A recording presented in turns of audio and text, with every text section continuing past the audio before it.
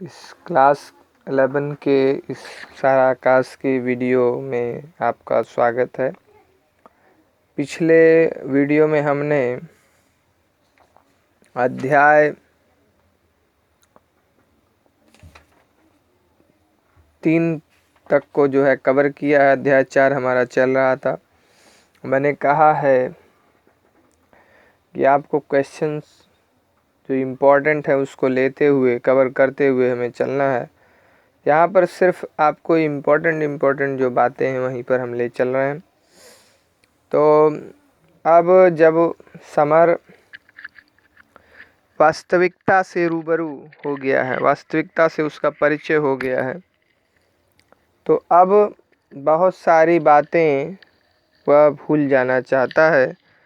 अब ना तो उसका मंदिर में जाने का मन करता है और ना ही संघ के कार्यालय से उसका जुड़ने का मन करता है, क्योंकि अब जो बचपना वह जीता था, पिताजी से पैसे मांग लेता था, अब वह कार्य वह नहीं कर सकता है। और मंदिर में उसने जो देखा कि पंजाबी शरणार्थी के साथ जो व्यवहार पुजारी ने किया, उससे मंदिर से भी रुष्ट हो गया है।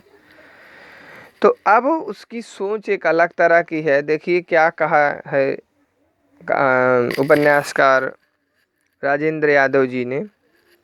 हर क्षण ऐसा लगता रहता है जैसे सबने मिलकर मेरे विरुद्ध षड्यंत्र कर लिया है। किसे अकेला छोड़ दो, सीधे मुझसे कुछ ना कहना, मेरे प्रति अपमानजनक उदासीनता दिखाना या ढाल ढाल कर इशारों में सब कुछ कहते रहना मुझे दिन रात खाए जाता है। जैसे हर आदमी मुझसे उबा हुआ है, हर एक को मुझसे घृणा है, सबके चेहरों पर मेरे लिए है एक तीखा तिरस्कार। मुझे इससे डर लगता है। घर की ओर जाते हुए एक विचित्र आतंक से मन धड़कता रहता है। मेरे विवाह ने आपकी आशाओं को पूरा नहीं किया, यह भी क्या मेरा ही अपराध है? कभी कभी मन में बड़ी ललक उठती है, अम्मा मुझे बुलाकर कुछ पूछती क्यों नहीं है? भाई साहब को मेरी ओर देखने की भी फुर्सत नहीं मिलती। बाबूजी के प्रति मेरा भय दिन दूना रात चौगुना बढ़ता ही जाएगा। देखिए, यह बात सच है कि ऑनलाइन परीक्षा हो रही है, शॉर्ट क्वेश्चन ही आएंगे, मल्टीपल चॉइस आएंगे, पर इसका ये मतलब नहीं है कि हम डिटेल में ना पढ़ें। इम्पॉर्टेंट बातों को लेकर तो चलेंगे, लेकिन हमें तो पढ़ना पड़ेगा, क्योंकि आगे जो 12 वाला एग्ज़ाम है उसमें तो हमारा पूरा सिलेबस कवर होगा, सभी आएंगे। तो ये यहाँ पर कुछ जो है इम्पोर्टेंट बात थी। इसके बाद 5वां है अध्याय शुरू होता है। 5वें अध्याय में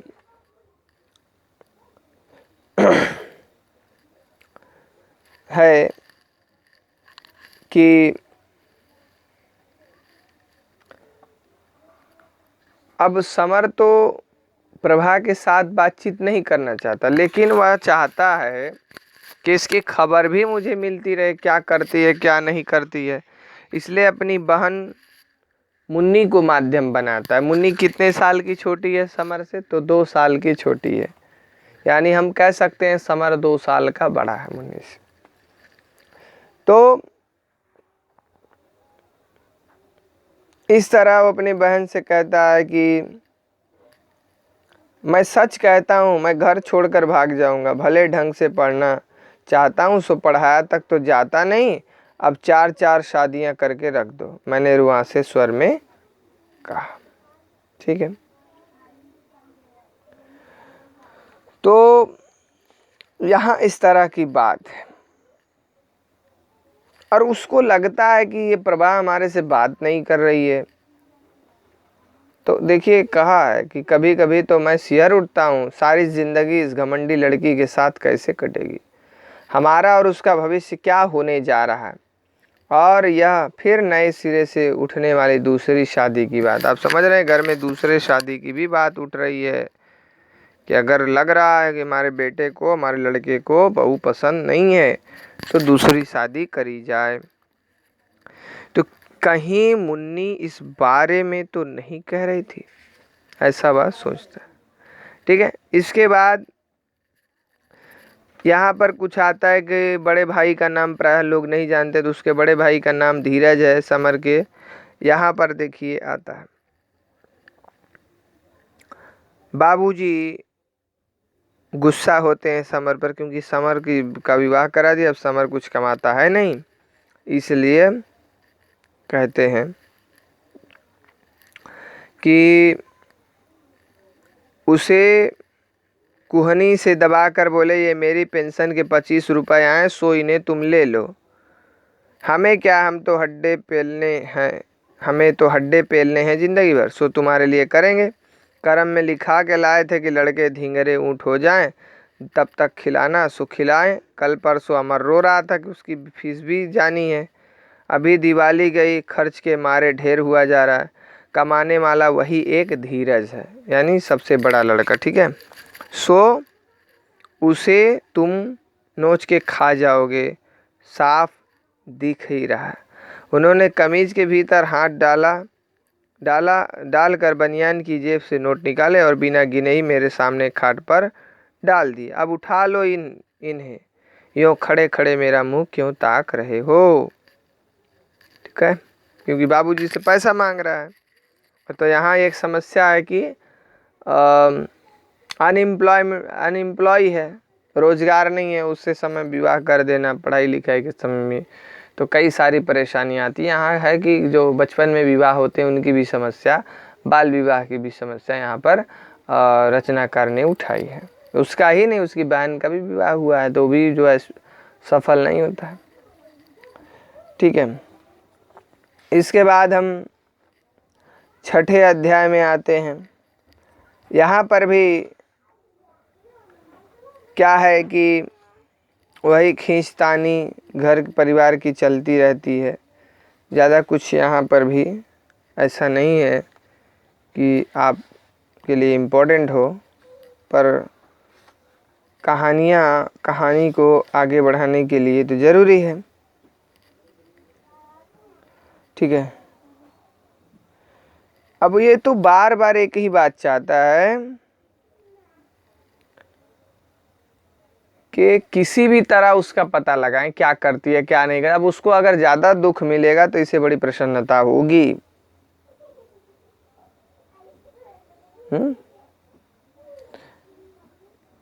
कि देखिए, और उसके बारे में अनाप शनाप सोचता भी है। जैसे यहाँ, तब मुझे अपनी बाहों में ऐसी फड़कन महसूस हुई कि अभी सीधे वहाँ जाकर और लात घूंसों से ऐसी मरम्मत करूं कि सारी शेखी झड़ जाए और 3-5 भूल जाए। कभी कभी भाई साहब खींचकर भाभी को तमाचा मार देते हैं, उसे देखकर तो मेरा मन खराब रहता है, लेकिन इस क्षण लगा कि बिल्कुल ठीक कर दें। लाख आदर्शवादी रहे, तुलसीदास ने जो स्त्रियों के बारे में लिखा वह हजारों सालों के अनुभवों का निचोड़ है। नारी ने बड़े बड़ों को उंगलियों पर नचाया, लेकिन यह वह बंदर है जो डंडे के आगे नाचता है। मैं भी अभी कैसी बेवकूफ़ी की बातें सोच रहा था। भविष्य के दाम्पत्य सुख की बात, क्रीड़ा और किलकारियों की बात, वह भी इस औरत के साथ। नहीं, आज मैं सारे देवताओं और स्वयं भगवान को साक्षी करके प्रण करता हूँ कि इस स्त्री के साथ मेरा कोई संबंध नहीं रहेगा, कभी समझौता नहीं होगा। हो नहीं सकता जो अपनी दुनिया में सबसे अक्लमंद समझता हो उससे निभी कैसे सकती है, कभी नहीं। तो यहाँ पर एक देखिए कि स्वार्थी है, अहंकारी है। समर का ये जो चरित्र है हमें दिखता है कि पलायनवादी है ना, अहंकारी है, स्वार्थी है। सबसे बड़ा तो स्वार्थी है, अपना स्वार्थ देखता है। इसका जो चरित्र हम पढ़ेंगे तो उसमें हम ये सब जानेंगे। बहरहाल अभी तो आपको उस हिसाब से चलना है नहीं, आपको सिर्फ शॉर्ट क्वेश्चन है, फिर भी मैं इस तरह से करते जा रहा हूँ ताकि आपको रिवीजन में दिक्कत ना आए, क्योंकि आपको 12 में सब पढ़ना पड़ेगा, बार बार एक ही बात को रिपीट करना संभव नहीं है। ठीक है। इसके बाद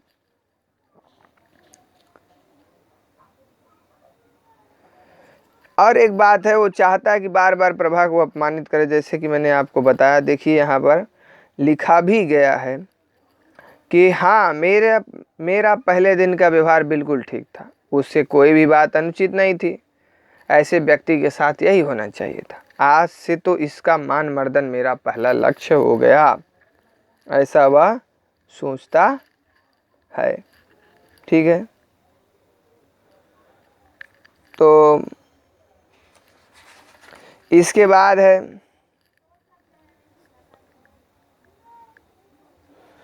अब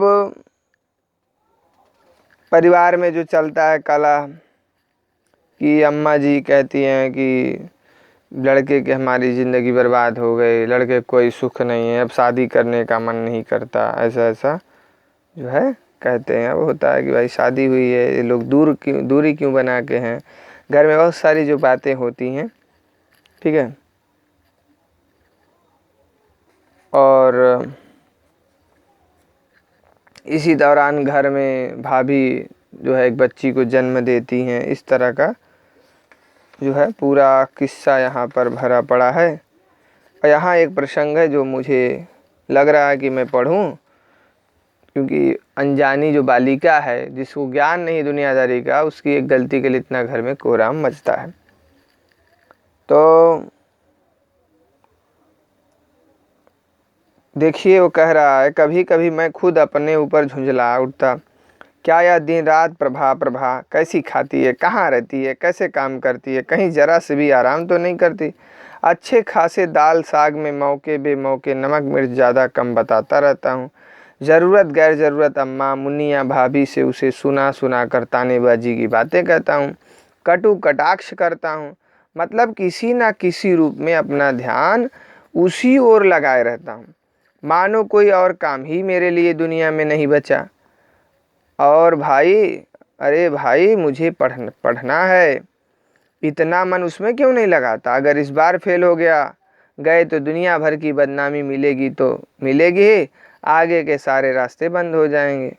जब मुझे उसकी तरफ ध्यान ही नहीं देना तो लगातार उसे ही लेकर उधेड़ बुन करते रहने का आखिर मतलब क्या है ना, ऐसा सोचता। अब यहाँ देखिए होता है कि बर्तन मांजते समय क्या करती है कि वह गणेश जी बनाए रहते हैं,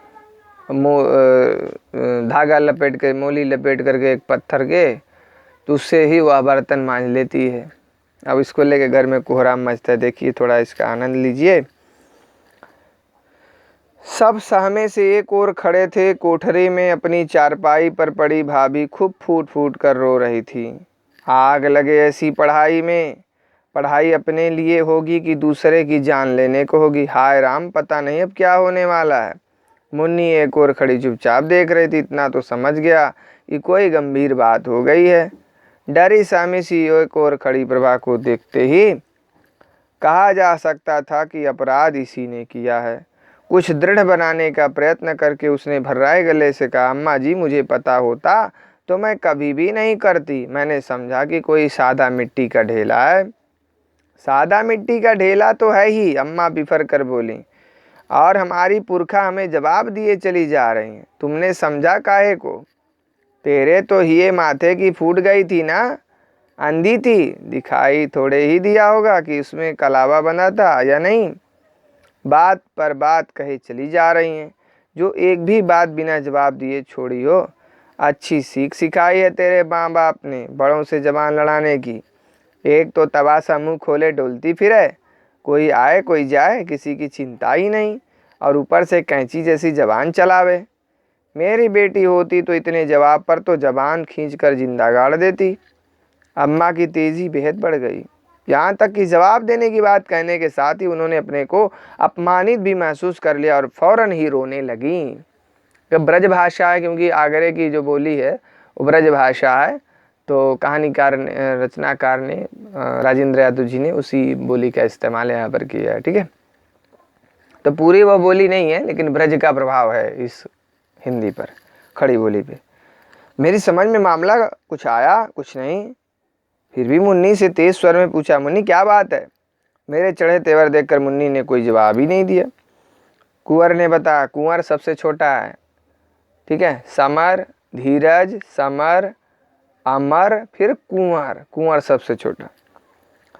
सुबह पंडित जी ने जिन गणेश जी की पूजा की थी ना, भाभी ने उनसे जूठे बर्तन मांज लिए। साथ ही भाभी का रोना और भी बढ़ गया। बात उन्हें नए सिरे से याद आ गई। मेरा कलेजा धक रह गया। अम्मा की सिसकियां अभी सुनाई दे रही थी। भाभी कह रही थी, कुछ हो गया तो इसका क्या जाएगा, या तो अपने हाथ झाड़ कर अलग हो जाएगी। हे भगवान, तू देखने वाला है, सबको समझना। दुनिया कुढ़ कुढ़ कर मरी जाती है। हाय राम।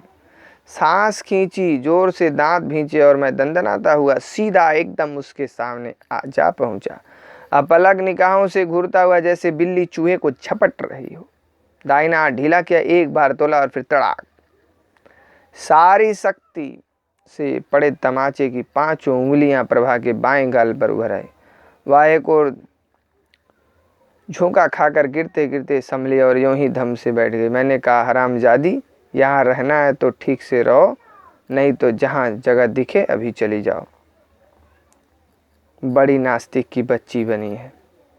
और मैं फुटबॉल का गोल कराने वाली खिलाड़ी के अंदाज से गर्दन टेढ़ी करके उसे घूरता घूरता फिर अपनी जगह आकर खड़ा हो गया। सब एकदम स्तब्ध हो गए।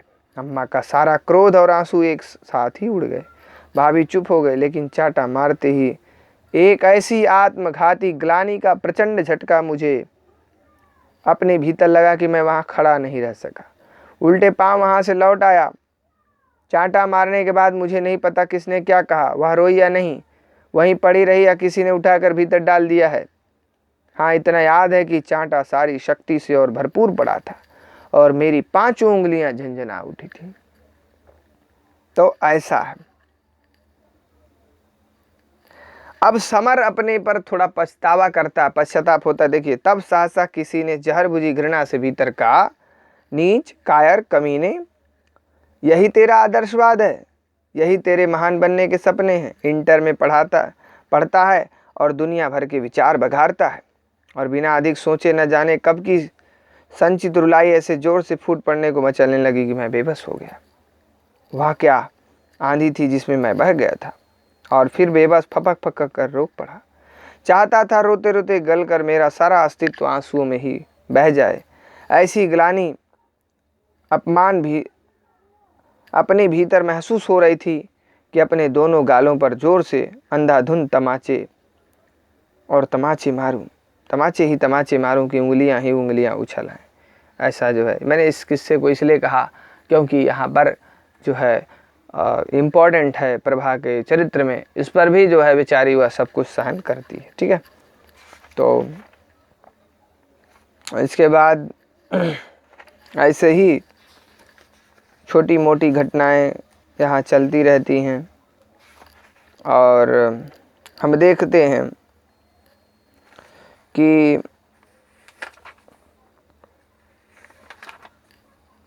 अब प्रभा को और ज़्यादा अपमान झेलना पड़ता है। हाँ, थोड़ा उस दिन से अब समर का व्यवहार कुछ बदलता है। वो अपने पर जो ये सोचता है, तिरस्कार की भावना आता है, तो ऐसी भावना जो है आई है। ठीक है, तो अब जो है इस कारण से अब वो चाहता है कि प्रभा को समझे, और कुछ ऐसा ही समय आता है। ठीक है, जैसे यहाँ पर